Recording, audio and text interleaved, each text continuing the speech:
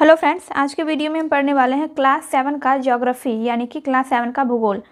तो ये भूगोल का बुक है जिसका नाम है हमारी दुनिया। तो हमने चैप्टर 5 तक पढ़ लिया है। आपको सारे वीडियोस प्लेलिस्ट में मिल जाएंगे। मैंने इस वीडियो के नीचे क्लास 7 ज्योग्राफी का प्लेलिस्ट दे दिया है। आपको उसमें चैप्टर 5 तक क्लास 7 ज्योग्राफी के सारे वीडियोस मिलेंगे। एंड आज हम पढ़ने वाले हैं चैप्टर 6। चैप्टर 6 को हम लोग पढ़ेंगे एंड हम नेक्स्ट वीडियो में इस चैप्टर में दिए गए क्वेश्चंस को सॉल्व करेंगे। चैप्टर के क्वेश्चन को सॉल्व करने से पहले हमें चैप्टर को समझना बहुत ज़रूरी है, तो इसलिए पहले हम चैप्टर पढ़ने वाले हैं। चलिए स्टार्ट करते हैं। फौजी चाचा के बगीचे में रवि, डेविड, आयुष, रानी और रजिया खेल रहे थे। वहाँ अनेक तितलियाँ उड़ रही थी तथा पेड़ों पर चिड़िया भी चहचहा रही थी। रवि ने पूछा, यहाँ तो खूब तितलियाँ एवं चिड़िया हैं, मेरे घर में तो एक भी नज़र नहीं आती। रानी ने कहा, तेरे घर में पेड़ है क्या? रवि ने कहा, नहीं। अचानक रवि पौधे के पास बैठकर फूल एवं पत्तियों को तोड़ने लगा। आयुष ने उसे ऐसा करने से मना किया, लेकिन रवि नहीं माना। डेविड ने कहा, पौधों को नुकसान पहुंचाना अच्छी बात नहीं, चाचा देखेंगे तो वो हम सबको डांटेंगे। ठीक है, तो ये बच्चों का नाम है रवि, डेविड, आयुष, रानी और रजिया। तो रवि कहता है कि यहाँ तो खूब सारी तितलियाँ एवं चिड़ियाँ हैं, मेरे घर में तो एक भी नज़र नहीं आती। तो रानी उसे कहती है, तेरे घर में पेड़ है क्या? तो रवि कहता है, नहीं।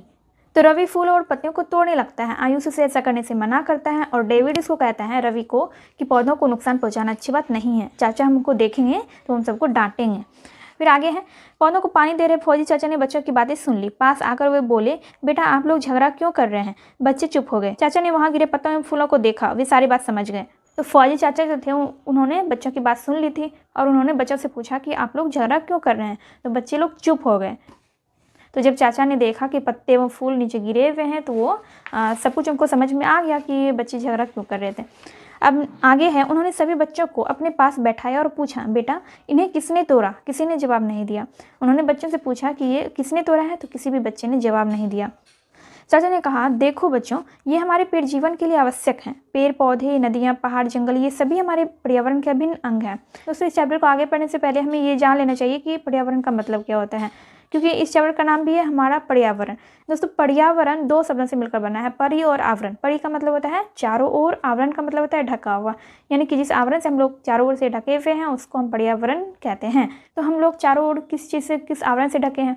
हमारे चारों ओर पेड़ पौधे, तालाब, झरना, पहाड़, ये सारी चीज़ें हमारे चारों ओर है। जीव जंतु, जंगल, ये इन्हीं सब चीज़ों से हम लोग ढके हुए हैं, यही सारा चीज़ हमारे चारों ओर है, तो इसी को हम पर्यावरण कहते हैं। ठीक है, अब आगे है कि ये किसी ना किसी रूप में हमारे जीवन को प्रभावित करते हैं। ये सही बात भी है, क्योंकि देखिए पेड़ पौधे जो हैं, पेड़ पौधों से हमें फल फूल सब्जियां वगैरह प्राप्त होती है, नदियों से पानी प्राप्त होता है। और आप तो जानते हैं कि पानी हमारे जीवन के लिए कितना आवश्यक है। हमारे यानी कि सिर्फ मानवों के लिए ही नहीं बल्कि सभी जीव जंतुओं के लिए और पेड़ पौधों के लिए भी पानी बहुत आवश्यक है। और पहाड़ से भी हमें, देखिए पहाड़ पर भी पेड़ पौधे होते हैं, औषधियाँ वगैरह होती हैं, तो ये भी हमारे जीवन को प्रभावित करती है, यानी कि पहाड़ से भी हमें बहुत लाभ होता है। जंगल में भी, जंगल से हमें लकड़ियाँ प्राप्त होती हैं। इस तरह से ये सभी हमारे पर्यावरण के अभिन्न अंग हैं और ये किसी न किसी रूप में हमारे जीवन को प्रभावित करते हैं। अब चाचा ने रजिया से पूछा, बताइए अगर पेड़ पौधे नहीं होंगे तो क्या होगा?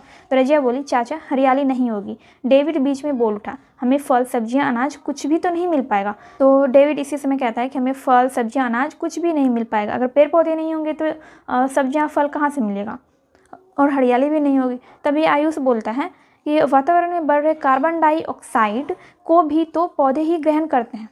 दोस्तों, हमारे द्वारा जो हम ऑक्सीजन लेते हैं और कार्बन डाइऑक्साइड छोड़ते हैं, तो जो छोड़ा हुआ गैस होता है कार्बन डाइऑक्साइड, उसको भी पौधे ही ग्रहण करते हैं। इसलिए अगर पेड़ पौधे नहीं होंगे तो हमारा जीना भी मुश्किल हो जाएगा, हमारा सांस लेना मुश्किल हो जाएगा।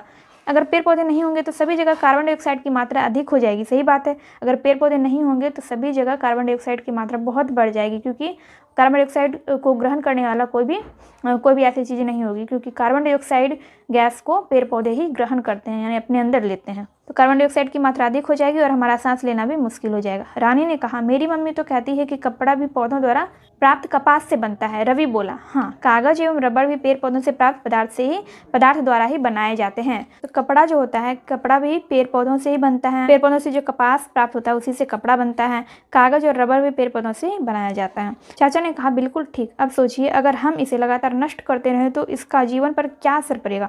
सभी बच्चों ने एक साथ कहा, फिर तो हमारा जीवन बड़ा कष्टप्रद हो जाएगा, यानी कि कष्ट से भर जाएगा।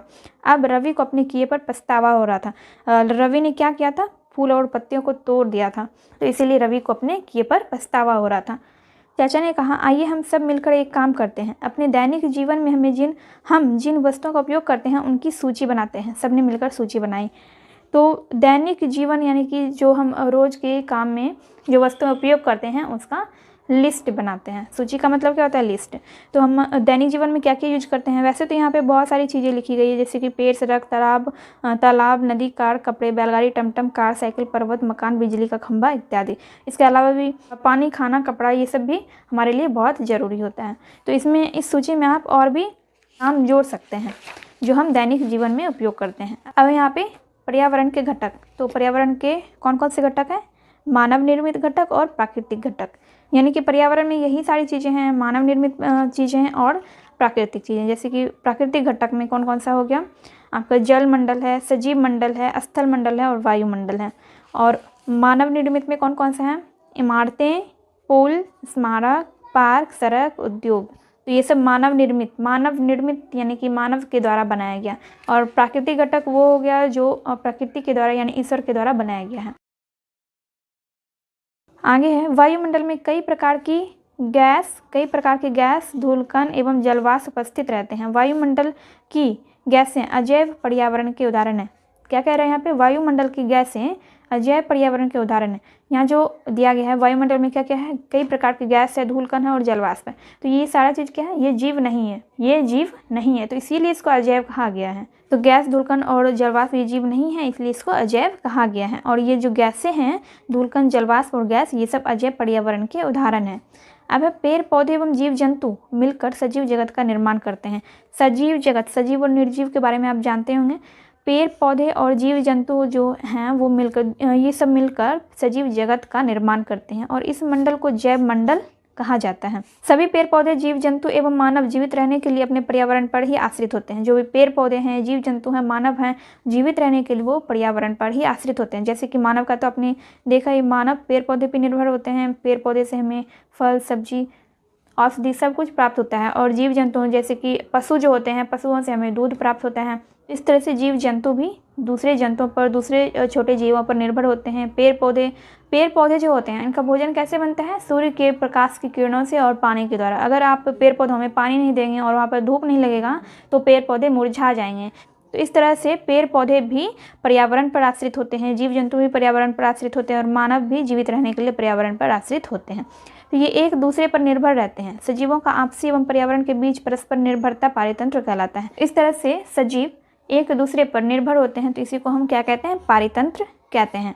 चाचा ने बच्चों से पूछा, तालाब में कौन कौन सी चीज़ें मिलती हैं? बच्चों ने सोचा और बताया, पानी, मछली, बत्तख, बगुला, मेढक, कीड़ा, घोंघा, जोंक, काई, पानी की वनस्पति इत्यादि। चाचा ने समझाया कि ये सभी पानी में जिंदा रहने के लिए एक दूसरे पर निर्भर हैं, इसलिए यह तालाब का पारितंत्र है। तो यहाँ पर जितनी भी चीज़ें दी गई है ये सारा क्या है? ये सब तालाब का पारितंत्र है। ये सारी चीज़ें एक दूसरे पर निर्भर होती है। जैसे कि आप जानते हैं बगुला मछली खाता है, मेढक छोटे छोटे कीड़ों को खाता है, और इस तरह से ये सारी चीज़ें एक दूसरे पर निर्भर होती है, तो इसलिए ये सब तालाब के पारितंत्र हैं। इसी प्रकार कई पारितंत्र होते हैं। बच्चों की उत्सुकता बढ़ती ही जा रही थी। चाचा ने आगे कहा, मनुष्य अपनी ज़रूरतों के हिसाब से पर्यावरण में परिवर्तन लाता रहता है। मनुष्य, मानव जो होते हैं, अपनी ज़रूरत के हिसाब से पर्यावरण में बदलाव करता रहता है। उन्होंने बच्चों से कुछ प्रश्न पूछा। अगर घर नहीं हो तो क्या क्या कठिनाई होगी? अगर परिवार नहीं हो तो क्या क्या दिक्कतें आएंगी? अगर बाजार बंद हो तो क्या परेशानी होगी? अगर गाड़ियाँ बंद हो तो क्या दिक्कतें आएंगी? खूब सर्दी पड़े तो हम क्या कर सकते हैं? तो रजिया ने कहा, घर नहीं रहने पर हम रहेंगे कहाँ? धूप, हवा, वर्षा से कैसे बचेंगे? डेविड बोला, परिवार के साथ ही तो हम अपने सुख दुख बांटते हैं। आयुष बोला, बाजार बंद होने पर तो जरूरत की कोई चीज़ मिल ही नहीं पाएगी। चाचा ने बताया, हमारे चारों ओर पाए जाने वाले प्राकृतिक एवं मानवीय दशाओं के आवरण को पर्यावरण कहते हैं। तो ये पर्यावरण का दूसरा परिभाषा हो गया कि हमारे चारों ओर पाए जाने वाले प्राकृतिक एवं मानवीय दशाओं के आवरण को पर्यावरण कहते हैं। प्राकृतिक में आप समझ ही गए कि जो पेड़ पौधे हैं, नदियाँ, तालाब, झरने, ये सब प्राकृतिक आवरण हो गया। और मानवीय दशाओं यानी कि जो हमारा परिवार, हमारे जो रिश्ते होते हैं, ये सब हमारा मानवीय दशाओं का आवरण हो गया। तो यही आवरण पर्यावरण कहलाता है। तो दुनिया में बहुत सी वस्तुएं ऐसी है जो प्रकृति या वातावरण से मिलती है, जैसे कि पेड़ पौधे, नदी, पहाड़ इत्यादि। तो ये सारी प्राकृतिक चीज़ें हैं, ये सारी चीज़ें हमें प्रकृति से मिली है, जैसे कि पौधे, नदी, पहाड़, तालाब, ये सब प्राकृतिक चीज़ें हैं। तो यह प्राकृतिक वस्तुएं कहलाती है। तथा प्राकृतिक पर्यावरण का निर्माण करती है। प्राकृतिक वस्तुएं प्राकृतिक पर्यावरण का निर्माण करती है। बहुत सारी वैसी वस्तुएं हैं जिसे मनुष्य ने अपनी आवश्यकता की पूर्ति के लिए प्राकृतिक वस्तुओं को परिवर्तित करके बनाए हैं। तो ऐसी बहुत सारी चीज़ें हैं जिसको मानव ने प्राकृतिक चीज़ों को उसमें बदलाव करके बनाया है, अतएव इसे मानव निर्मित पर्यावरण कहते हैं। तो जिन चीज़ों को मनुष्यों ने प्राकृतिक चीज़ों को बदलाव करके बनाया है, उसे बदल कर बनाया है, उसको हम मानव निर्मित पर्यावरण कहते हैं, जैसे कि मकान, पुल आदि। चाचा ने यह चित्र बनाया, इस चित्र के बारे में बात हो रही है। चाचा ने अपने बनाए चित्र दिखाकर कहा कि सभी सजीव एवं निर्जीव प्राकृतिक वस्तुओं के मिलने से प्राकृतिक पर्यावरण का निर्माण होता है। जितने भी सजीव चीज़ें हैं और जो भी निर्जीव चीज़ें हैं, और इन सभी वस्तुओं के मिलने से प्राकृतिक पर्यावरण का निर्माण होता है, जैसे कि जल, भूमि, हवा, पेड़ पौधे, पर्वत, नदी इत्यादि। ये सभी हमें प्रकृति द्वारा प्राप्त होते हैं। जल, भूमि, हवा, पेड़ पौधे, पर्वत, नदी, ये सब हमें प्रकृति के द्वारा प्राप्त होते हैं।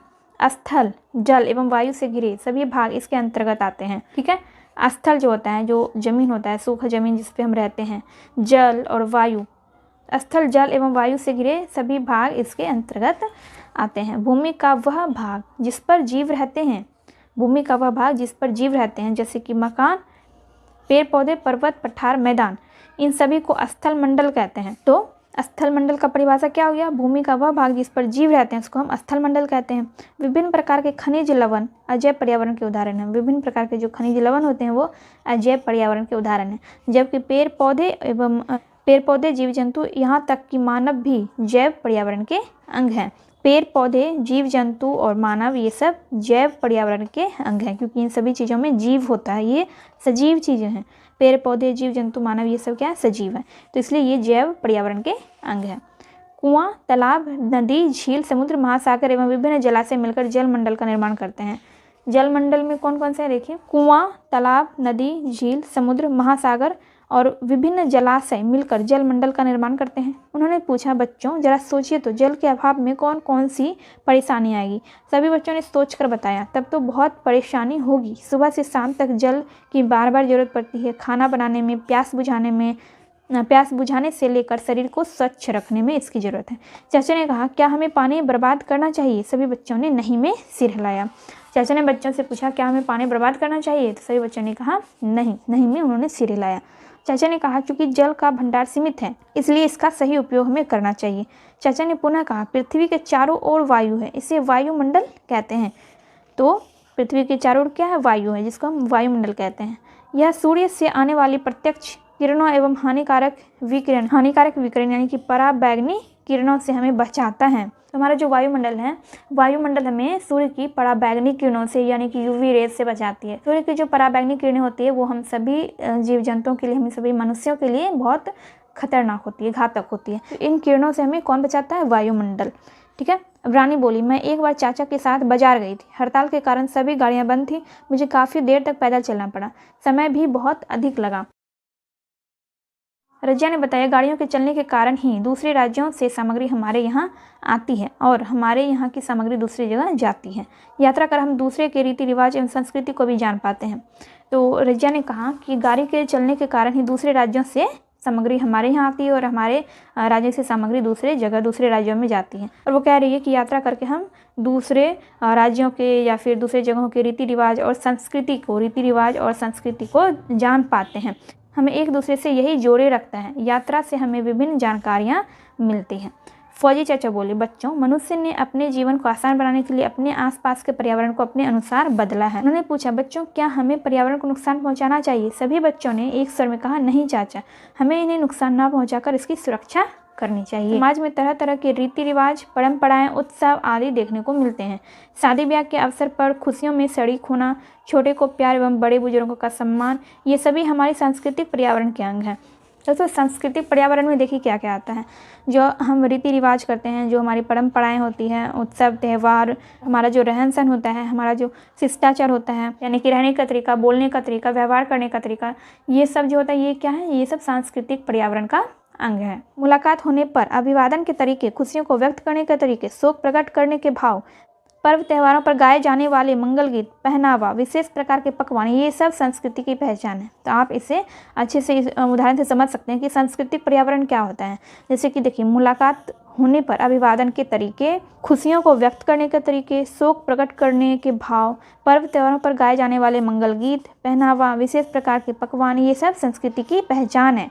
यही सब मिलकर सांस्कृतिक पर्यावरण का निर्माण करते हैं। तो चाचा ने कहा, बच्चों हमें अपने रीति रिवाजों, परंपराओं के प्रति सम्मान रखना चाहिए तथा इनका पालन करना चाहिए। तो सबने चाचा की बात पर सहमति जताई। चाचा ने सभी बच्चों को शाबाशी दी और फिर से अपने काम में लग गए। तो यहाँ पर हमारा ये चैप्टर कंप्लीट होता है एंड हम लोग नेक्स्ट वीडियो में इसमें जो क्वेश्चन दिया गया है उसको भी हम लोग सॉल्व करेंगे। सारे क्वेश्चन को हम लोग नेक्स्ट वीडियो में देखेंगे एंड आई होप आपको ये चैप्टर अब अच्छे से समझ में आ गया होगा। इसमें मेन चीज़ जो भी था मैंने आपको बता दिया है, जैसे कि पर्यावरण क्या होता है, पारितंत्र क्या होता है, सांस्कृतिक पर्यावरण क्या है, और पर्यावरण के दो घटक हैं, प्राकृतिक घटक और मानव घटक। यही सारी इसमें मेन चीज़ें थी जो हमने पढ़ लिया है। अब हम नेक्स्ट वीडियो में इस चैप्टर का क्वेश्चन देखेंगे और ये चैप्टर कंप्लीट हो जाएगा।